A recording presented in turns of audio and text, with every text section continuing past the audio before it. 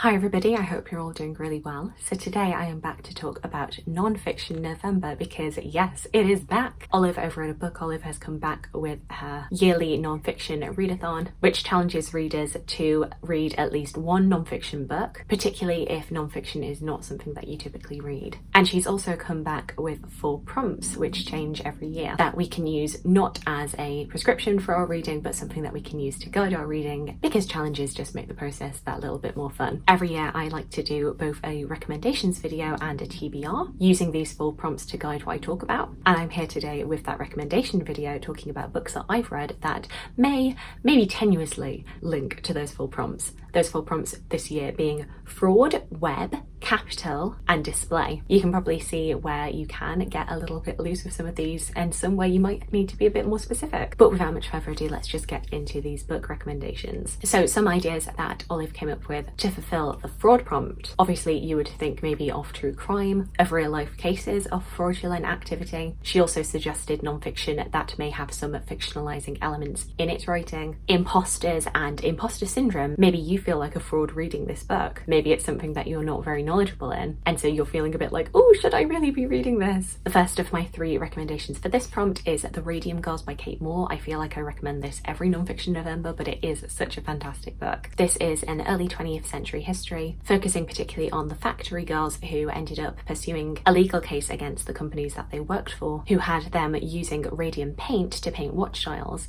being told by the companies that they worked for that this was completely healthy, that it was a completely safe product, and as we know, radium poison is incredibly serious, and these women suffered from horrendous medical ailments as a result of the radium paint. So fraudulent claims about the safety of a chemical, I feel like that fits with this prompt. Another history that I had to mention was my favourite, Matilda, Empress, Queen, Warrior by Hanley. This is a biography of one of my favourite historic figures, the rightful Queen of England in the 12th century, who only did not get her throne due to King Stephen's fraudulent claim on the throne. I'm making it work for this prompt. And yes, it's been 900 years and I am still cross. Another slightly tenuous one is The King's Painter, The Life and Times of Hans Holbein by Frannie Moyle, probably the most influential painter from the Tudor court. And my link to this one is that Henry VIII probably thought that Hans Holbein's painting of Anna of Clever was fraudulent in depicting her beauty, him claiming that he had been led astray onto the merits of Anne. Is it tenuous? Yes. Am I using it? Yes, because I don't tend to read a whole lot of true crime. The next prompt is web, so we can look at science, nature, particularly obviously spiders and their webs, technology, the internet. It could be a book even that is recommended to you from an internet creator. It could also be a book that has a large cast of characters. A very obvious one for this one was So You've Been Publicly Shamed by Jon Ronson. In this book, Jon Ronson tracks internet shaming culture, but this is particularly pre the cancel culture movement, or at least the discussion of cancel culture. Different cases of people being publicly shamed by the internet and how it affected their lives. Everyday Sexism by Laura Bates is a book with lots of anecdotal evidence about the very real sexism that various women have experienced through their lives, through small insidious instances up to full-blown sexual assault. The reason that I was choosing this is because the Everyday Sexism project was an online project. I think it still is running, and the anecdotes for this project were all collated online. And then my final one is incredibly tenuous. For this prompt of web, we have Wild by Cheryl Strayed, which I recently read. Cheryl Strayed's memoir recounting her walking of the Pacific Crest Trail. My tenuous connection to this one is that there is a character called Spider in this book.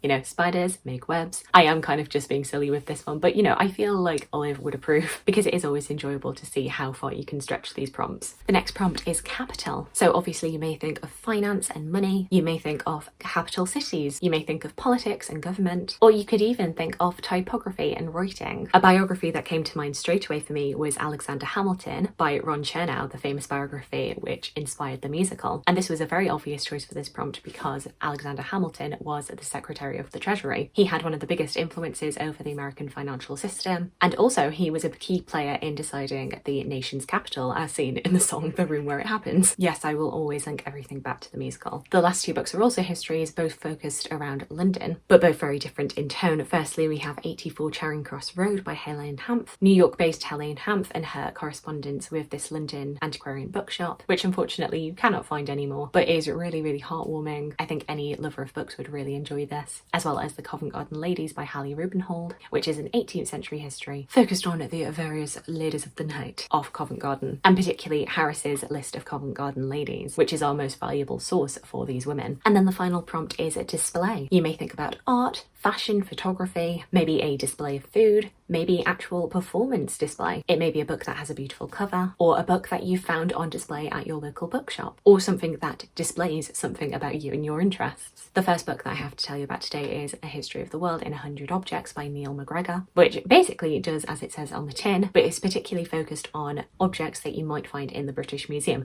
As controversial as that may be, this book does provide a really interesting world history and is centred around a museum and their displays, even if we do not always have great thoughts about how they acquire said objects. The history itself is really interesting around all of these objects. This book actually came out in 2012, so I feel like it would definitely be due an update, particularly with this question of museums and how they acquire their objects. One that I know I've mentioned many times in Non-Fiction November is Tudor Fashion by Eleri Lynn, because of course the clothing that people wore to court was very much people putting themselves on display, not only their wealth but their political allegiances. The clothes that men and women wore throughout the time that the Tudors were on the throne fluctuated, particularly in the time of Henry VIII. Men tended to wear like a very big top heavy clothing. Women in contrast were a bit more form-fitting, as much as you can be in that time, whereas when Elizabeth is on the throne, men's fashion recedes and women's fashion expands. And it's interesting to see this differing gendered expression and display of clothing and how it changes over time. And then my final book for the prompt of display is At Christmas We Feast by Annie Gray. I do enjoy a good food history, and I feel like when we're thinking of display food, like what better time than Christmas? This is just a really lovely history of Christmas food, how it's changed over time, also providing different recipes. And after all that reading, don't you just really want a feast? So there we go. These are 12 recommendations, 3 for each of the 4 prompts. This is not an exhaustive list, and I do acknowledge that some of these links are a little bit tenuous, but I think that's all part of the fun. Please let me know if you've read any of these books that I've recommended today. Alternatively, let me know of any recommendations that you have that would fit each of these 4 prompts. I would love to hear from you. I hope you're having a fantastic day, and I look forward to talking to you again soon. Thanks. Bye.